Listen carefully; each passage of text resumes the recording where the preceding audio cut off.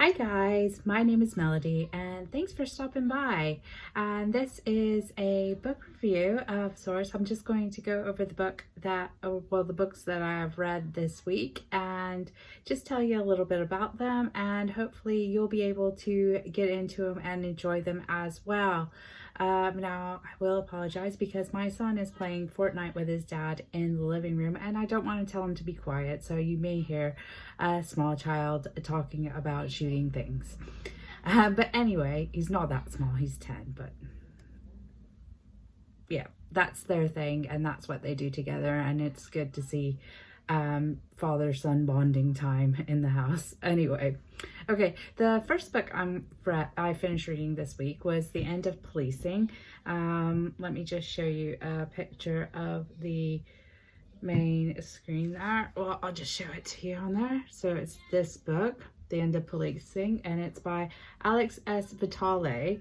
I believe he is a sociologist at a university. I'm not sure which university it would be in, but it'd be America, because this book is basically about the policing systems in America and how they are actually detrimental to society, and looks at ways in which they can improve on the types of policing that they do and everything like that. So what I'm going to do is I'm just going to read you the book description, and I'm going to tell you what I got out of this book and how I felt about it. So this book attempts to spark public discussion by revealing the tainted origins of modern policing as a tool of social control. It shows how the expansion of police authority is inconsistent with the community empowerment, social justice, and even public safety. Drawing on groundbreaking research from across the world and covering virtually every area and in the increasingly broad range of police work, Alex Vitale demonstrates how law enforcement has come to exacerbate the very problems it is supposed to solve. In contrast, there are places where the robust implementation of policing alternatives such as legalization, restorative justice, and harm reduction has led to a decrease in crime, spending, and injustice.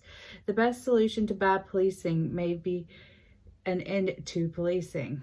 Okay, so in a nutshell, it's basically goes through, it first presents the history of policing, where policing came from, and the backgrounds on that. It gives examples, and every different chapter is divided into sections. So you've got sections about like policing mental health, police and sex crimes, police and like just different sections, like even policing and protest and things like that.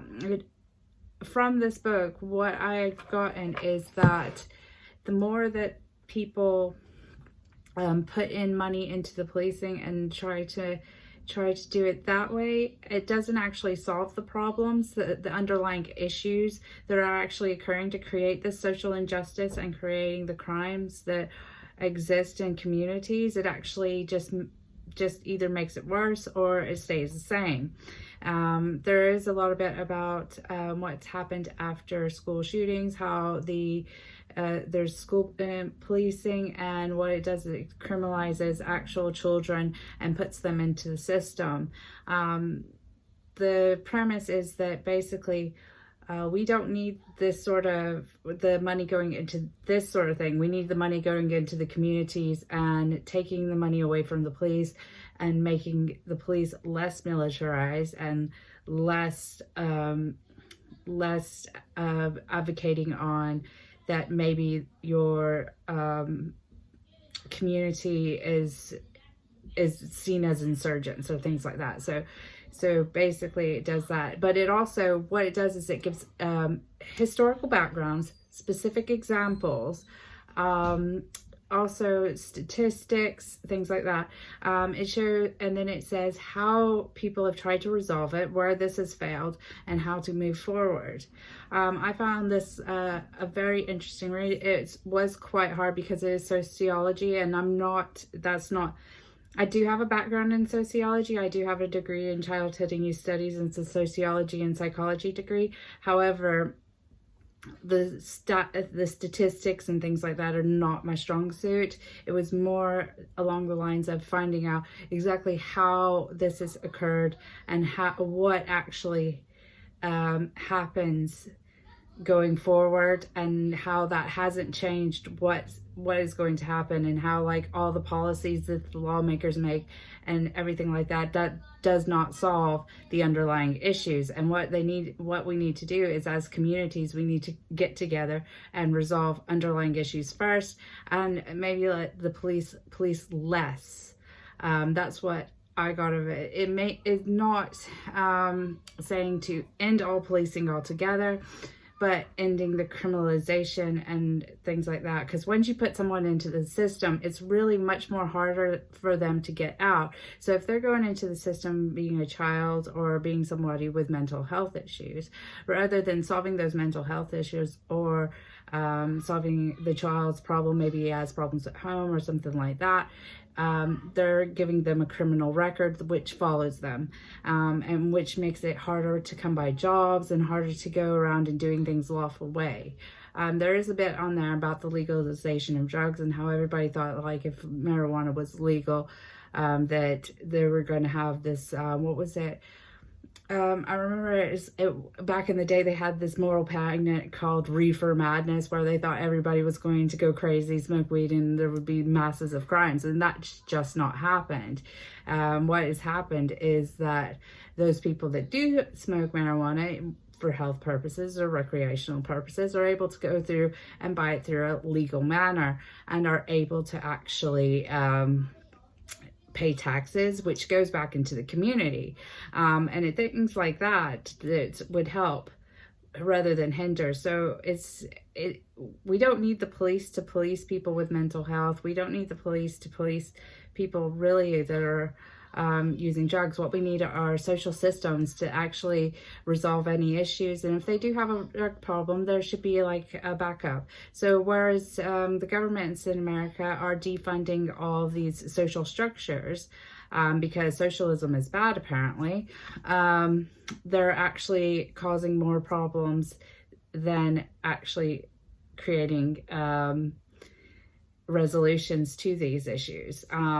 I gave this book a 5 on Goodreads because I couldn't give it a 4.5. I would have given it a 4.5 because, like I said, I'm not a statistician. It was a very hard read. It took me several days to read. Usually I read quite quickly. But I thought this was a brilliant book. And I thought it was a useful resource if you want to learn about the background of policing, how policing works, what's wrong with policing today, and how social systems and social structures are being eroded through the lack of funds, because these funds are going to trying to produce a law and order state rather than a state that takes care of their people. Now, I will again say that I moved from America in 2003 and I came to the UK, and I can't say it is better, but there is still a long way to go here. But this is a book I think that would be very useful in those who are looking at protesting and rioting as something that people shouldn't do. It may be a helpful research for you to see why the police are the way they are, that sort of thing. I'm going to end this one here because I think this book is strictly for the adult readers, and the next book that I'm going to talk about is a young adult novel. So I will end this one here, and if you want to watch my second video, please help along. I hope that I've given you something to think about, something to read, and everyone needs to stay kind, stay positive, stay safe. I love you all, and I will see you in the next one. Bye.